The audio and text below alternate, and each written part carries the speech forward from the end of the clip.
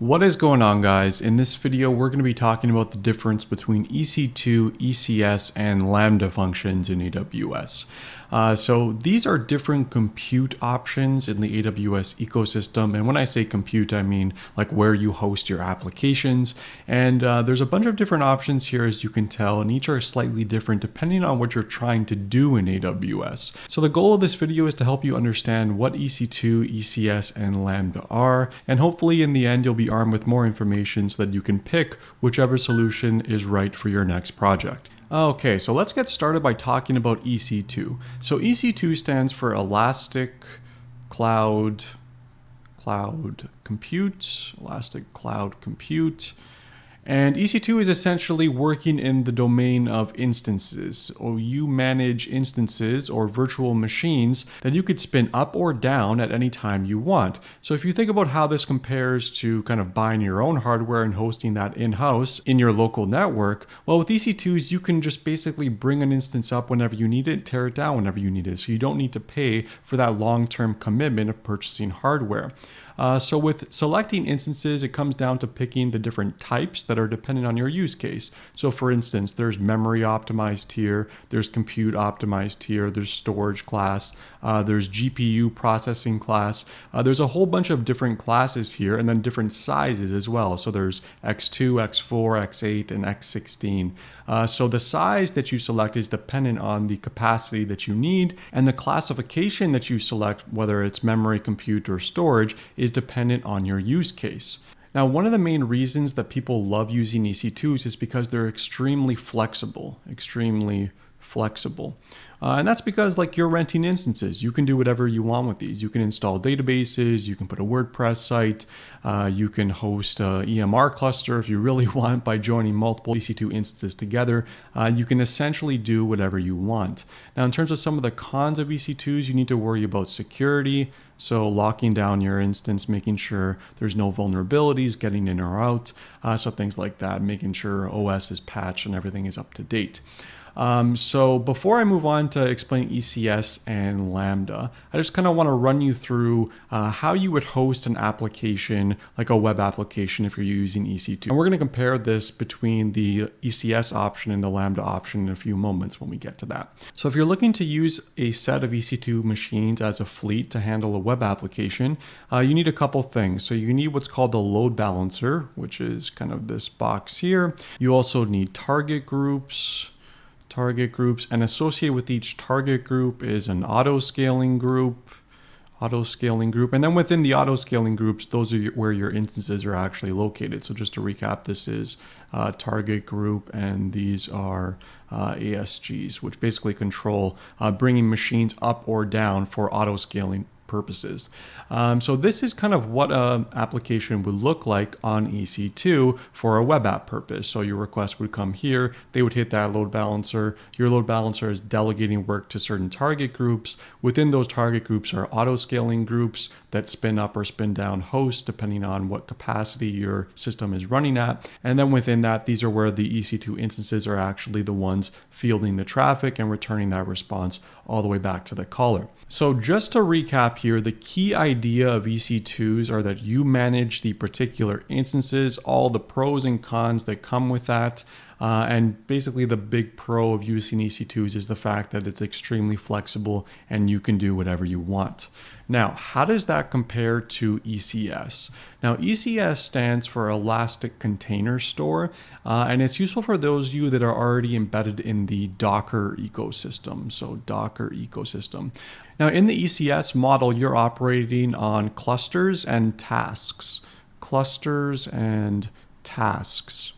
And within a cluster is just a set of EC2 machines. So, you're still operating infrastructure here. You still need to manage these infrastructures if you're just using the default clusters. Basically, the mental model to use for default ECS is that you treat a pool of EC2 instances as just abstract resources. And then you deploy tasks to these clusters. And these tasks can either be long living, such as, hosting an application and just receiving traffic, or they could be one-off things where you just kind of want to fire something and forget. Maybe they're like a really long running task that you need to perform, or some kind of batch processing job that needs to take, 20 minutes, 30 minutes, even up to an hour.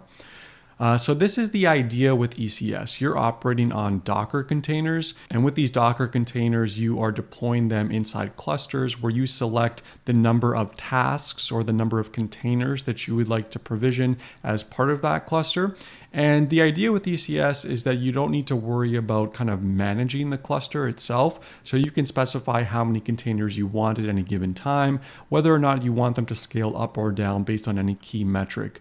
But the key idea here is that you're operating the domain of Docker. So if you're already embedded in the Docker ecosystem, then ECS makes a lot of sense for you. Now, the neat thing about ECS, I mentioned here that you're managing EC2 machines, but you can also have your own on-premise machine. So maybe you have like another option here. You have kind of some leftover hardware that you have in your ecosystem on your work network. So you can also tie that into your ECS cluster and use that to kind of pair with EC2 machines. So it's an interesting attribute of ECS. Now, when you're using ECS, you're typically going to be combining it with Elastic Container Repository, which is basically the private hub where you store and maintain your images that you want to deploy into tasks. So you deploy your images into tasks, and those tasks can operate within the context of a cluster. So that's what ECS is. So let's kind of draw the same kind of diagram that we have over here on the left here, but for Docker. So in Docker, we can have a cluster. So let's just say this blue box represents our cluster. And then if we're managing with EC2 machines, now there is a different option. It's called Fargate, where you don't even need to worry about EC2 machines. And Fargate is kind of an alternative option when you're selecting your cluster configuration in ECS. I'll explain that in a moment, but let's assume that we're using EC2 here. So say we have two EC2 machines in this cluster. Now how ECS works, so ECS would kind of be managing this cluster, so they would maybe be sitting outside here. So how ECS works in the context of EC2 is that you install this agent that attaches onto your EC2 machine. So this is kind of the ECS agent, and your ECS kind of control plane out here communicates with these agents and tell it whether or not they want to spin up or down Docker containers. So you'd have your Docker containers here that would also be existing, but basically these agents are spinning up containers or bringing them up or down based on some kind of metric, and whatever the ECS kind of control plane is delegating. So as you can imagine, you can host a pretty large application here if you just add more of these EC2 instances. And what's neat is that you also get load balancers for free. So when you're fielding traffic, you can attach a load balancer here, and I'll just kind of shade this in to represent that. So when a request comes in, it'll hit the load balancer first. The request will be delegated to one of the containers that exist on the machine. Maybe it's this one or this one, and then the response is returned all the way back. Now, this is different if you're using the Fargate option, and in the Fargate option, you don't even worry about EC2 machines. That layer is abstracted away from you, so you're only working on the unit of Docker containers or Docker tasks in the ECS context. So that you do have to pay a little bit of a premium if you're using Fargate, but just keep that in mind when you're deciding. If you want to manage your EC2 machines, then use the default configuration. If you don't and want to pay a premium, then use Fargate. That's essentially what it boils down to. So to recap, the key ideas are ECS are that you deploy your images to ECR, Elastic Container Repository. You attach them or associate them to tasks. Those tasks are deployed into clusters, and clusters can be of different types. That can be EC2 based or Fargate based. And then you can do things like attach load balancers here so that you can have a pretty robust and scalable system that can be flexible based on your traffic patterns. So let's move on to Lambda now. And Lambdas are slightly different because they abstract a lot of the complexity that you see in ECS and EC2 away from you at the sacrifice of control. So with Lambdas, you operate at the function level. There's no containers and there's no concept of infrastructure in the Lambda world.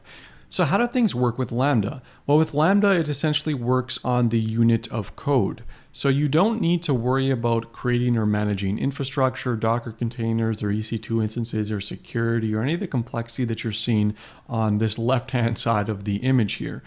You essentially just upload some code to the Lambda function console. So this can either be like a zip file or like a jar file. And essentially you just give it an entry point to your function. So, you have this jar which can contain hundreds, thousands of files that you potentially want, but you just give it an entry point. So the file that you want to serve as the entry point and the name of the function that you want to serve as the entry point.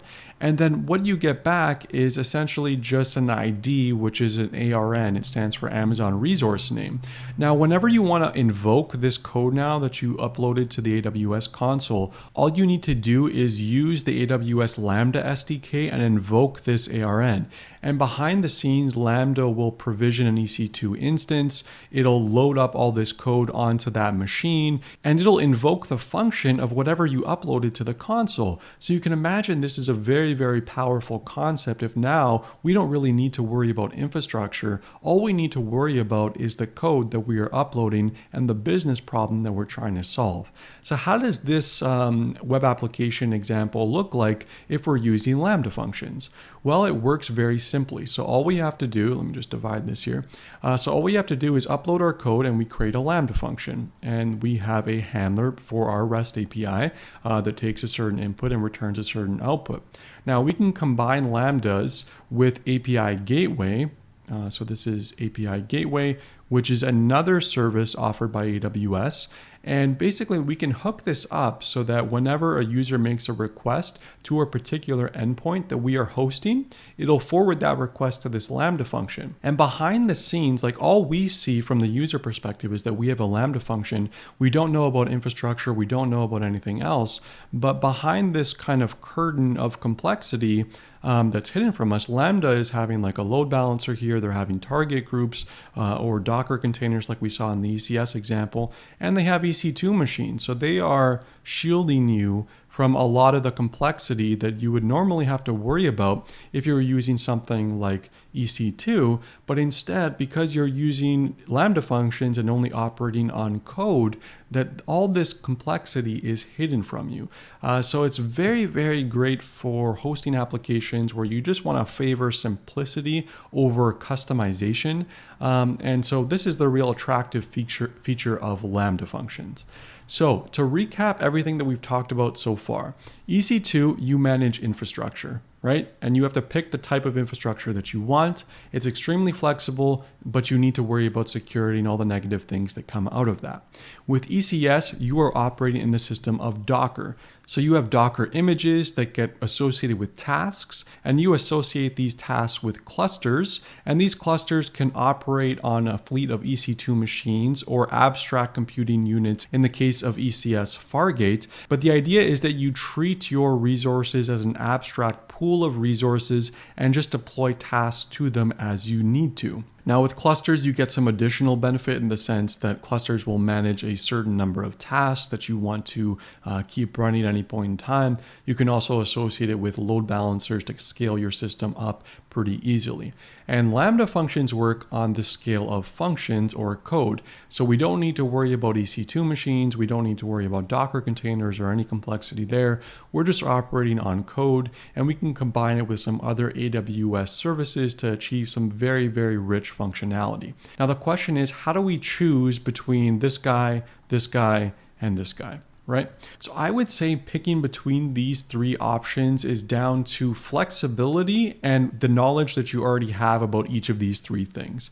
So I'll give you an example. So if you require a large degree of flexibility and you want to completely tune exactly how your application is going to run, then I would say hands down pick EC2. That is definitely going to be the winner for you. You get to pick the instance types, whether it be memory, compute, or storage optimized. You also get to pick the size of the instances. You can install absolutely anything on here, so they're extremely flexible and able to serve pretty much any use case within some realistic boundaries. But if you're looking for high flexibility, EC2 is the choice for you.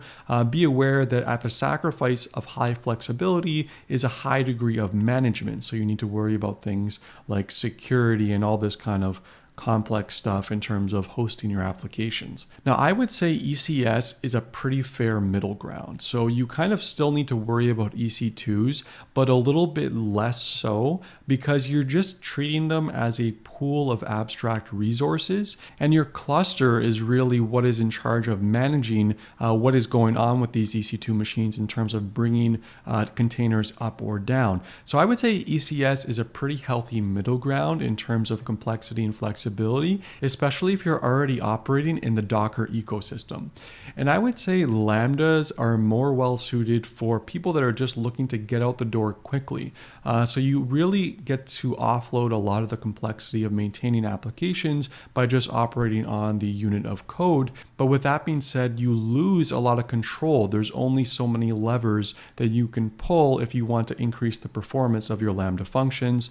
They also have some other trade-offs, such as that you can only have a 30 minutes maximum invocation time for a single Lambda function, and their pricing model is a little bit different. With ECS and EC2, both of them you're only paying for EC2 instances, but with Lambdas you are paying for the number of invocations, the memory allocation for each of those invocations, and the duration of these invocations. So a little bit more complex. But I would say Lambdas are great. Like, you can use them to host some pretty large applications at very, very high throughput, but just keep in mind a lot of the complexity is going to be hidden from you, and as a result you're going to have less control over how your application runs. Now, with this being said, I don't think this is a one-way door. I think you can start with Lambda functions if you want to prototype something and get out the door quickly, and then switch to something different if you find that Lambda functions aren't working for you. So I hope you found this video useful. I hope you are now armed with enough information to make a decision as to whether or not you want to use EC2, ECS, or Lambda functions. If you're interested in learning about more, I have a whole video on deploying to ECS and just kind of building out a Docker image and deploying that all the way to the ECS ecosystem. I have another one on Lambda, whether or not you want to do that and set it up through the console or not. But again, there's a whole bunch of AWS videos that are on my channel. So if you're interested, please go and check them out. And as always, if you enjoyed this video, please don't forget to like and subscribe. I'll see you next time.